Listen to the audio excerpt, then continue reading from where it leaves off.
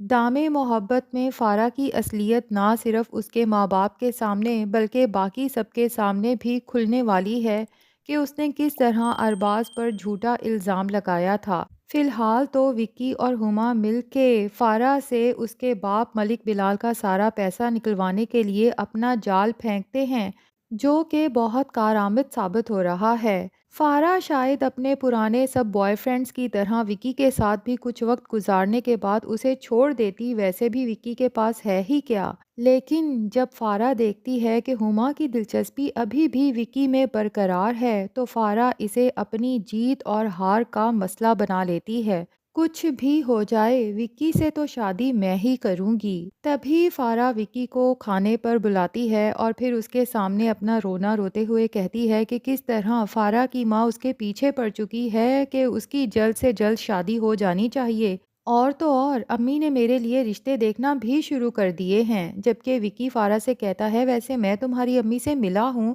مجھے تو وہ اتنی سخت نہیں لگتی۔ اس پر فارا برا مناتے ہوئے کہتی ہے کہ میری ماں ہے، میں ان کی رگ رگ سے واقف ہوں، اور پھر وکی سے پوچھتی ہے کہ تم مجھے بتاؤ کہ تم میرے لیے آخر کیا کر سکتے ہو۔ تو وکی آنکھوں میں جھوٹی محبت جمع کرتے ہوئے فارا کو دیکھتا ہے اور کہتا ہے فارا، میں دوسرے ناکام عاشقوں کی طرح یہ تو نہیں کہوں گا کہ تمہارے لیے آسمان سے چاند تارے توڑ کے لا سکتا ہوں، ہاں لیکن جو کچھ میرے سے ہو سکا میں وہ ضرور کروں گا اور تمہارا ساتھ کبھی نہیں چھوڑوں گا۔ تبھی فارا وکی سے کہتی ہے کہ وکی میرے پاس سب کچھ ہے، صرف محبت کی کمی ہے جو مجھے صرف تمہاری آنکھوں میں نظر آتی ہے۔ اب یہاں پر لگتا یہی ہے کہ وکی فارا سے کہے گا کہ اگر میں تمہارے گھر رشتہ بھیج بھی دوں، مجھے پتا ہے فارا کہ تمہارے پیرنٹس کبھی بھی ایکسیپٹ نہیں کریں گے، ایک تو میرے آگے پیچھے کوئی نہیں اور پھر میری کوئی جاب بھی نہیں، وہ لوگ یہ تو نہیں دیکھیں گے نا کہ میں ان کی بیٹی کو کتنا چاہتا ہوں اور اس کے لیے میں نے زندگی میں کیا کچھ پلان کر رکھا ہے۔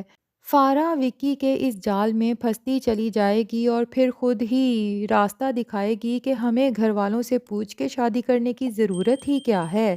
اور پھر وہ اپنے باپ کی الماری خالی کرنے کے بعد وکی کے ساتھ شادی کے لیے بھاگنے کا پلان بنائے گی،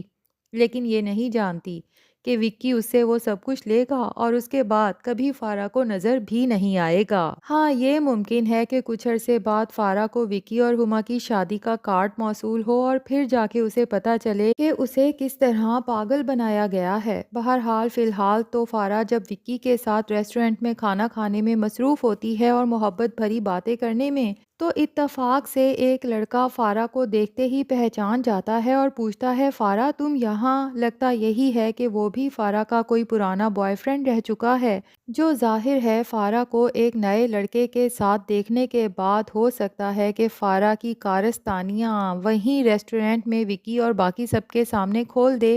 اب یہاں پر فارا کے لیے بہت امبیرسنگ مومنٹ ہونے والی ہے، لیکن وکی اس کا بھی کچھ نہ کچھ فائدہ اٹھائے گا۔ ہو سکتا ہے فارا سے کہے کہ مجھے کسی پر کوئی یقین نہیں کیونکہ میں صرف تم پہ ٹرسٹ کرتا ہوں۔ خیر فارا جب اپنا سب کچھ لٹا چکی ہوگی تو اس کے بعد ملک بلال کو پتہ چلے گا کہ غلط ارباز نہیں، غلط میری اپنی بیٹی فارا تھی، اور تب جا کے سارا ملک بلال سے کہے گی کہ اسی دن کے لیے میں ڈرتی تھی، تبھی آپ سے کہتی تھی کہ اپنی بیٹی پر اتنا بھی اندھا اعتماد نہ کریں اور اسے اتنی آزادی اور پیسہ نہ دیں۔ اب تو آپ کو اندازہ ہو گیا نا کہ فارا نے ارباز کو اس گھر سے نکلوانے کے لیے اس پر جھوٹا الزام لگایا تھا، اور شاہین بیگم کو نکلوانے کے پیچھے بھی فارا کا ہی ہاتھ ہے، اور یہ سب اس نے اسی لیے کیا تھا تاکہ اس کی آزادی میں خلل نہ آئے۔ کاش کہ آپ نے بھی ارباز اور شاہین بیگم سے اتنا بڑا دھوکہ نہ کیا ہوتا اور نہ ہی اپنی بیٹی پر اندھا اعتماد کر کے ارباز کو گھر سے نکالا ہوتا۔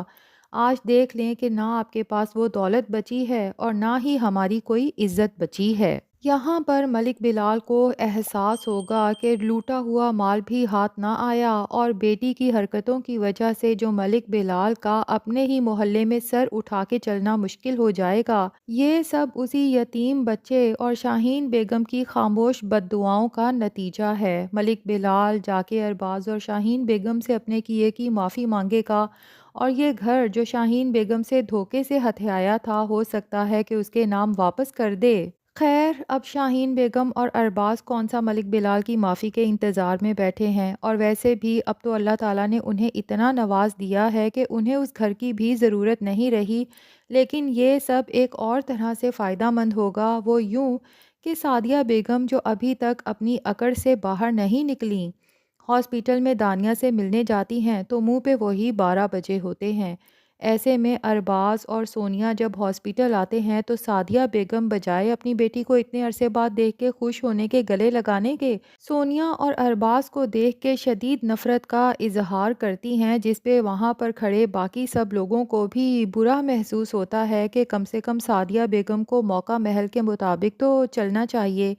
خیر اب ارباز پھر بھی سب کچھ بھلا کے سعدیہ بیگم کی رسپیکٹ میں اسے آگے بڑھ کے سلام کرتا ہے، تو سعدیہ بیگم ارباز کو سلام کا جواب تک دینا پسند نہیں کرتیں۔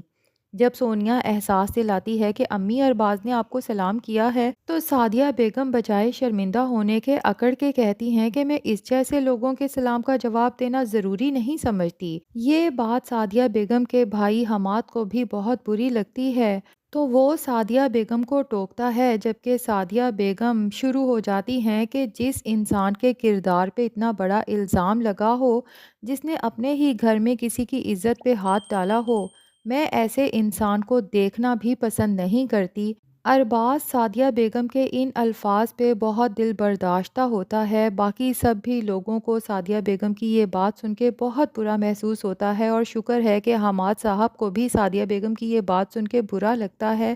خیر ارباز نے تو اپنا فیصلہ اللہ کے پاس چھوڑ رکھا ہے، اسے پورا یقین ہے کہ ایک دن اس کے کردار پہ لگا یہ داغ دھل جائے گا، اور جب فارا کے ساتھ وہ حادثہ ہوگا تو ظاہر ہے کہ ساری سچائی سب کے سامنے آ جائے گی۔ جب ملک بلال، فارا اور سارا مل کے ارباز سے اپنے کیے کی معافی مانگیں گے تو ظاہر ہے کہ سعدیہ بیگم کو بھی پتہ چل جائے گا کہ وہ الزام جھوٹا تھا، اور سعدیہ بیگم نے اس الزام کو لے کے کس طرح سے اپنی ہی بیٹی اور اپنے داماد کو کتنا ہرٹ کیا۔ ایسے میں حماد صاحب کو بھی احساس ہو جائے گا کہ اس کی بیوی بینا جو کچھ کہتی ہے سعدیہ کے بارے میں بالکل ٹھیک کہتی ہے، کہ آپ جو میرے ساتھ جھگڑا کرتے ہیں کہ آپ کی بہن ہرٹ نہ ہو میری وجہ سے، کبھی اپنی بہن کے الفاظ پہ بھی غور کیا ہے؟ اس کے منہ سے جو خنجر نکلتے ہیں اس سے صرف میں ہی نہیں، اس کے ارد گرد کے تمام لوگ، حتیٰ کہ اس کی اپنی اولاد بھی کس قدر زخمی ہوتی ہے، لیکن سعدیہ بیگم کو کبھی اس چیز کا احساس نہیں ہوا۔